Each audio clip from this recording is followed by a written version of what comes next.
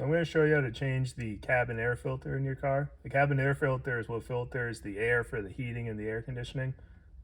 They should be replaced usually every year or two, and most car repair places, and especially dealerships, charge a lot of money to do it.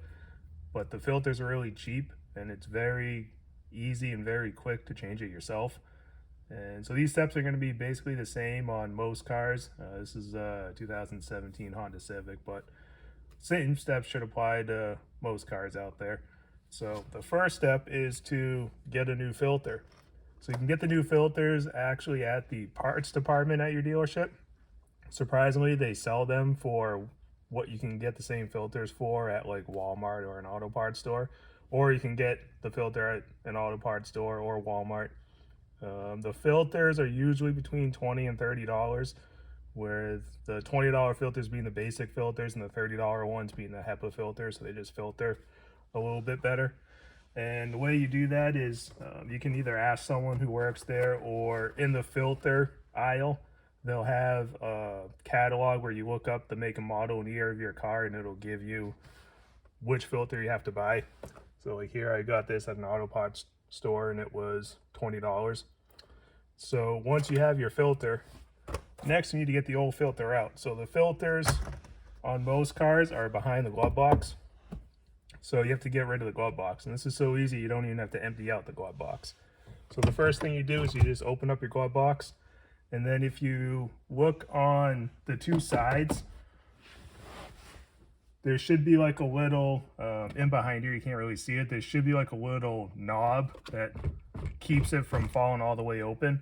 So if you just take your hands and put it on either side of the glove box like this and push in towards the middle, that'll release those little knobs so that the glove box can swing open all the way. And then most of them, if you just, once you get them swinging open, if you just pull a little bit, it'll come off. Because you'll see on the glove box right here, either side has these little hooks, and they just hook onto these bars down here. So now that you have the glove box out, you can just put it on the floor. And then if you look in behind the glove box, that's where the cabin air filter is, and I'll show you that next. So this is in behind the glove box, and you see there's a little kind of compartment or box in there with a cover on it that says airflow. So that's where the cabin air filter is. Now, one thing to pay attention to is where it says airflow and it has arrows. So on mine, it's pointing down. The filter is going to have the same airflow with the arrows pointing.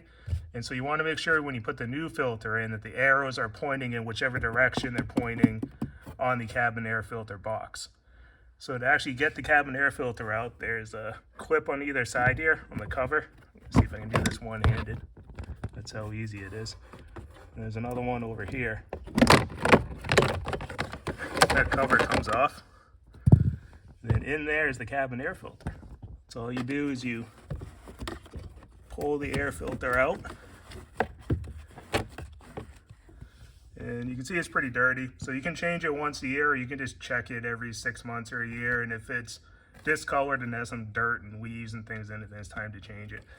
And so let's see if we can see on this one. So you'll see right there, kind of airflow with the arrow pointing down.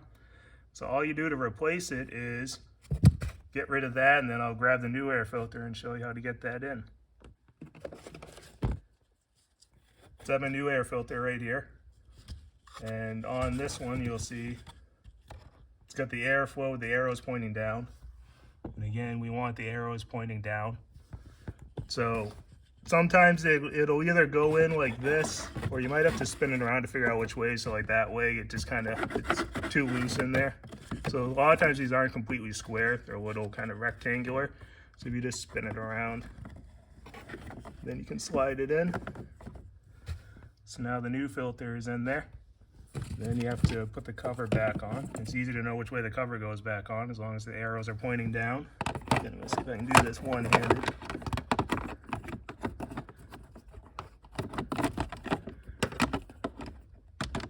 Just get those two pins lined up and snap it in on either side.